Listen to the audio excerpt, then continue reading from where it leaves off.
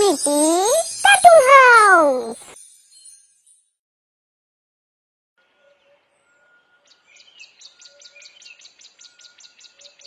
অনেকদিন আগের কথা।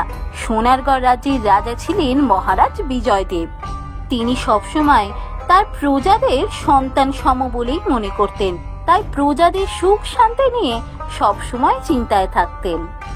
ফলে সোনারগড় রাজ্য ছিল প্রজাদের সুখ শান্তিতে ভরা শস্য শ্যামলা এক রাজ্য। কিন্তু রাজ্যের ওপর হঠাৎই এক ভয়ঙ্কর বিপদ ঘনিয়ে এলো। সোনারগড় রাজ্যে হঠাৎই খরা দেখা দিল। মহারাজ অনেক চেষ্টা করেও কিছুই করতে পারলেন না। মহারাজ, আপনাকে বড় চিন্তিত দেখাচ্ছে। কি হয়েছে মহারাজ? কি যে বলো মন্ত্রী, রাজ্যের এই অবস্থা আর আমি চিন্তায় থাকবো না তা কি হতে পারে? রাজ্যবাসী ভালোভাবে দুবেলা দুমুঠো খেতে পাচ্ছে না। রাজকোষের অবস্থাও তো খারাপ হয়ে এলো। কি যে করবো এবার? মহারাজ, আপনি এত চিন্তা করবেন না, তাহলে আপনার শরীর খারাপ করবে। আপনি অসুস্থ হয়ে পড়লে আমাদের কি হবে বলুন তো?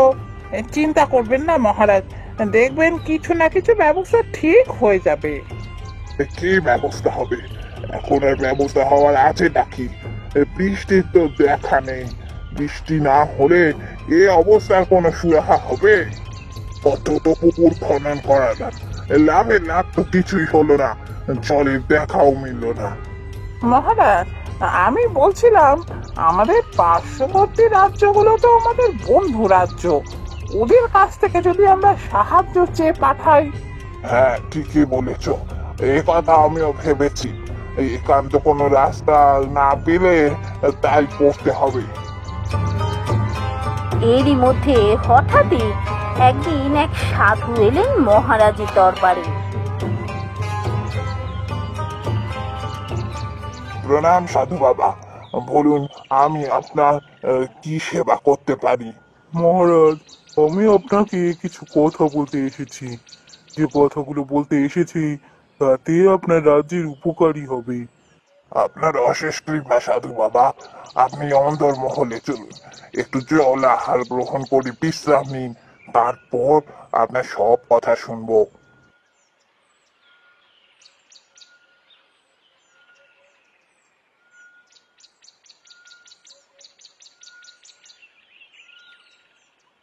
মহারাজ, খরা হওয়ার জন্য আপনার রাজ্যে ভারী বিপদ নেমে এসেছে। তবে আপনি চিন্তা করবেন না মহারাজ, এই সংকট থেকে মুক্তি পাওয়ার একটা উপায় আমার কাছে আছে। সে কি সাধু বাবা, এ আপনি কি বলছেন? বলুন বলুন, কি উপায়? আমার রাজ্যকে আমি বিপদ মুক্ত করতে পারবো, এর থেকে ভালো আর কি হতে পারে? দেখুন মহারাজ, এক রাক্ষসীর কুদৃষ্টি আপনার রাজ্যের উপর পড়েছে, তাই আপনার রাজ্যের এই অবস্থা। সেই রাক্ষসকে চিরকালের মতো ঘুম পাড়াতে হবে, তবেই আপনার রাজ্য সংকট মুক্ত হবে। কেন রাক্ষসকে ঘুম পালাতে হবে কেন? আমি যাবো সৈন্য, আমি ওই রাক্ষসকে মারবো। রাক্ষসকে মেরে আমি আমার রাজ্যকে সংকট মুক্ত করব। মহারাজ, উত্তেজিত হবেন না। আপনি একজন বীর রাজা, আমি তা জানি, কিন্তু এই রাক্ষসকে মারা কারুর পক্ষে সম্ভব না। রাক্ষসকে চিরকালের মতো নিদ্রামগ্ন করতে হবে, তবেই আপনি এই রাজ্যকে সংকট মুক্ত করতে পারবেন। ঠিক আছে, ঠিক আছে, তাই হবে। বলুন কি করে ওই রাক্ষসকে ঘুম পাড়াবো? রাক্ষসকে ঘুম পাড়ানোর উপায় আমি জানি না মহারাজ, তবে যদি কোনো প্রকারে আপনি রাক্ষসকে ঘুম পাড়াতে পারেন এবং ওই গুহায় থাকা একটি পাথরকে এনে আপনার এই বাগানে পুঁততে পারেন, তাহলে আপনার রাজ্য সংকট মুক্ত হবে। ঠিক আছে সাধু বাবা, ওই গুহা কোথায় আছে আপনি সেটা বলে দিন। আমি ঠিক রাক্ষসকে যে কোনো প্রকারেই হোক ঘুম পাড়িয়ে ওই পাথর নিয়ে আসবোই। আপনার রাজ্যের উত্তরে 2 ক্রোশ দূরে আছে রূপকুন্দ পাহাড়, সেই পাহাড়ের গুহাতেই আছে সেই রাক্ষস। ঠিক আছে সাধু বাবা, আপনার অশেষ কৃপা যে আপনি দয়া করে আমাদের রাজ্যে এসে রাজ্য বিপদ মুক্ত হওয়ার পথ বলে দিয়ে গেলেন। আশীর্বাদ করি আপনি সফল হন। আমাকে এবার বিদায় দিন, আমাকে এবার ফিরতে হবে।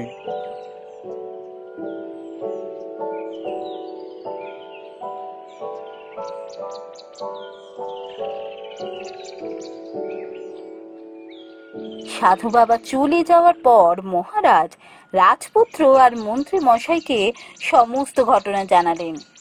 না পিতা, আমি থাকতে আপনি যাবেন তা কখনো হতে পারে না। আমি যাব সেই গুহায়, সেই গুহায় গিয়ে ওই পাথর আমি ঠিক নিয়ে আসবো। হ্যাঁ মহারাজ, রাজকুমার ঠিক কথাই বলেছে। রাজকুমারের যাওয়াই ঠিক হবে। আপনি চলে গেলে রাজ্য বিপদে পড়তে পারে। ঠিক আছে, তবে তাই হোক। রাজকুমার, আর দেরি করা ঠিক হবে না, তুমি কালই বেরিয়ে পড়ো। জি আজ্ঞে পিতা, আমি আজ সমস্ত ব্যবস্থা করে রাখছি, কাল ভোরবেলায় আমি রওনা দেব। তবে পিতা, আমি চাই আমি সাধারণ মানুষের বেশে যাব, রাজবেশে নয়। কারণ রাক্ষসের ঘুমানোর উপায় সাধু বাবা বলে যেতে পারেননি, সেটা আমাকে সাধারণ মানুষের সাথে কথা বলেই জানতে হবে। রাজবেশে থাকলে হয়তো অনেকেই কথা বলতে ভয় পাবে, তাই আমি সাধারণ মানুষের বেশে যাব। ঠিক আছে, সেটা তুমি যেটা ভালো বুঝবে তাই করো, আমার কোনো আপত্তি নেই।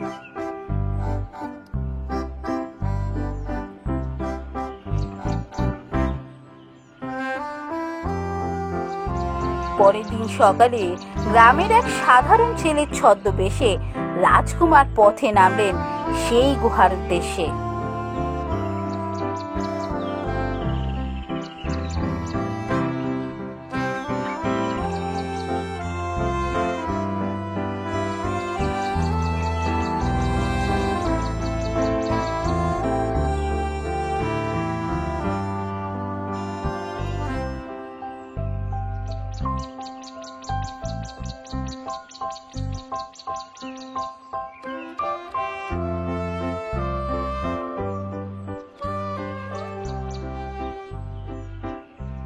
গাছের তলায় একজন বয়স্ক মানুষ বসে আছেন দেখছি, যাই গিয়ে জিজ্ঞেস করে দেখি।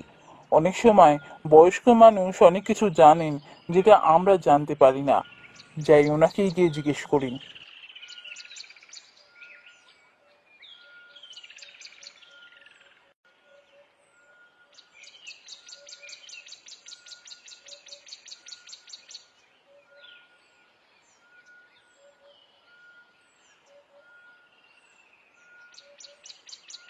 গাছের তলায় একজন বয়স্ক মানুষ বসে আছেন দেখছি, যাই গিয়ে জিজ্ঞেস করে দেখি।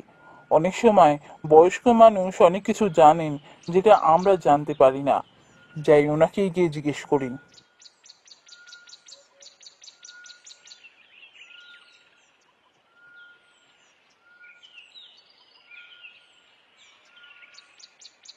কি ব্যাপার বুড়িমা, এখানে বসে আছো যে বড়? এই তো বাছা, এই রোজই এখানে এসে একটু বসি। এই জায়গাটা আমার বড় ভালো লাগে। তা বাছা, তুমি কে গো? তোমাকে তো এখানে কখনো দেখিনি।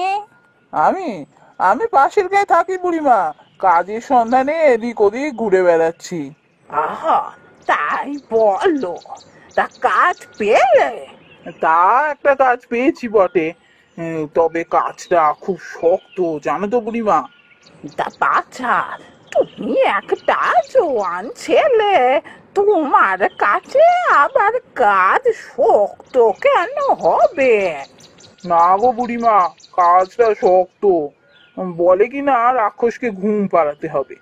কি করে ঘুম পাড়াতে হবে তা বলেনি, তা নাকি তারা জানে না। তো আমি এখন কি করে জানবো বলো তো, যে রাক্ষসকে আমি কি করে ঘুম পাড়াবো? তা তুমি কিছু জানো নাকি? রাক্ষসকে ঘুম পাড়াতে হবে? এ আবার কি ধরনের কথা বাপু? জন্মে তো শুনিনি। না না না, আমি এসবের কিছুই জানি না। হ্যাঁ, ঠিকই বলেছ, কাজটা বেশ শক্ত। বুড়িমা তো কিছুই জানে না দেখছি। না, আর একটু এগিয়ে দেখি, সবাইকে জিজ্ঞেস করতে হবে। কোথাও না কোথাও থেকে ঠিক আমি জানতে পারবো। ঠিক আছে বুড়িমা, আমি এগোই বুঝলে। এসো বাচ্চা, এসো।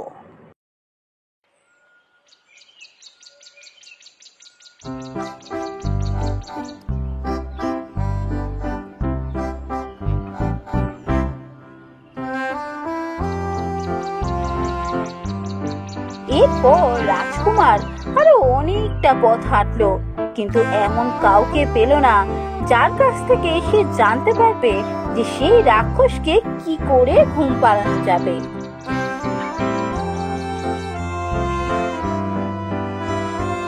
এ কি, ওখানে একটা পাখি পড়ে আছে। পাখিটা কি মরে গেছে? যাই তো গিয়ে দেখি তো। বন্ধু, আমাকে একটু জল খাওয়াবে? তৃষ্ণায় আমি মরে যাচ্ছি, দয়া করে আমাকে একটু জল খাও। তুমি কিচ্ছু চিন্তা করো না বন্ধু, আমি তোমাকে এক্ষুনি জল খাওয়াচ্ছি। পাশে একটা নদী আছে, এই মাত্র নদী পেরিয়ে এসেছি আমি।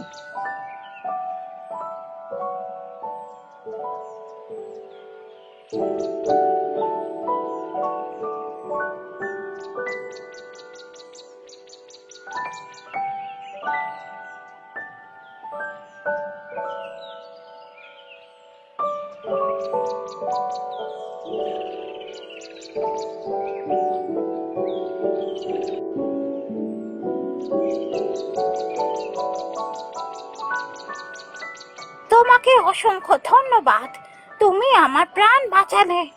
তৃষ্ণায় আমার প্রাণ বেরিয়ে যাচ্ছিল। বন্ধু যখন বলেছো ধন্যবাদ দিও না, বন্ধু হিসাবে এটা আমার কর্তব্য। কিন্তু তুমি কোথায় যাচ্ছ বন্ধু? আমি যাচ্ছি একটা পাহাড়ের গুহায় থাকা একটা রাক্ষসকে ঘুম পাড়াতে। কিন্তু রাক্ষসটা যে কি করে ঘুমাবে তা আমি জানি না। কি করলে রাক্ষসকে ঘুম পাড়াতে পারবো সেটা যদি আমি জানতে পারতাম। ও, আমি বুঝতে পেরেছি বন্ধু, তুমি কি বলতে চাইছো সব কথা আমি বুঝে গেছি। তোমাকে আমি একটা পালক দিচ্ছি, এই পালকটা রাক্ষসকে ছুঁয়ে দিলে রাক্ষস চিরকালের মতো ঘুমিয়ে পড়বে। তুমি তো আমার মুশকিল আসান করে দিলে। ধন্যবাদ বন্ধু, আমি তাহলে এখন এগোই। অনেক দূরের রাস্তা, আমাকে খুব শিগগিরই সেখানে পৌঁছতে হবে। এসো বন্ধু, তুমি যে কাজে যাচ্ছ সেই কাজে যেন তুমি বিজয়ী হতে পারো।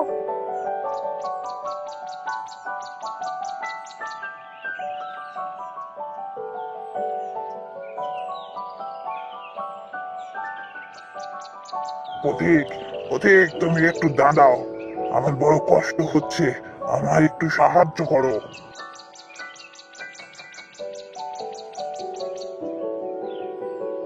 কি হয়েছে বন্ধু, বলো, তোমার কি উপকার করতে পারি? আমার এই পাতাটা নষ্ট হয়ে গেছে, কিন্তু ঝরে পড়ছে না। আমার বড্ড কষ্ট হচ্ছে, এই পাতাটা তুমি ছিঁড়ে নাও। ঠিক আছে, আমি এক্ষুনি পাতা ছিঁড়ে নিচ্ছি, তোমার আর কষ্ট হবে না।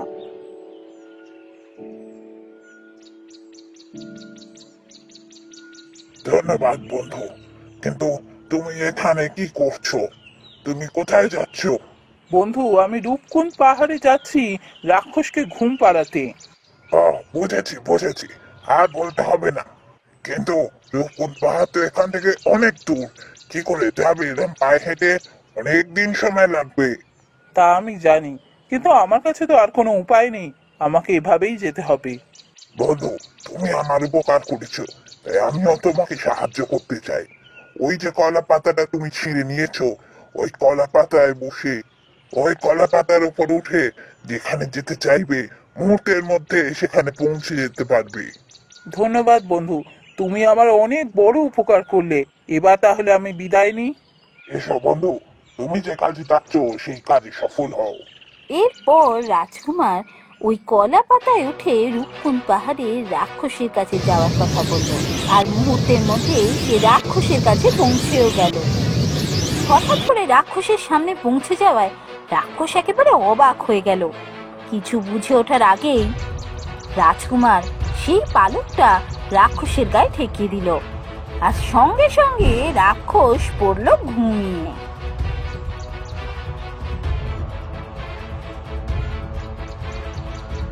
রাক্ষস ঘুমিয়ে পড়েছে, এবার আমাকে ওই পাথরটা খুঁজে বার করতে হবে। পাথর নিয়ে আমি রাজ্যে ফিরে যাব।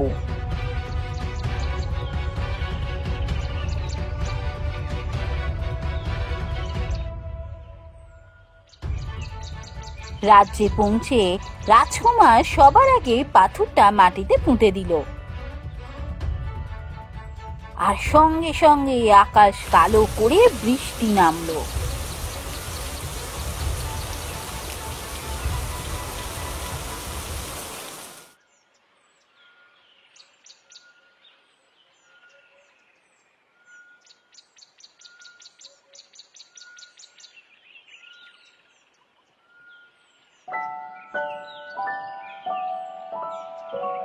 সত্যি রাজকুমার, তুমি অসম্ভবকে সম্ভব করে দেখিয়েছো।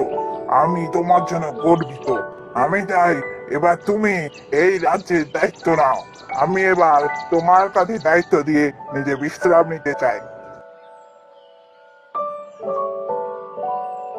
মহারাজের কথা মতোই রাজকুমার রাজা হয়ে সিংহাসনে বসলো।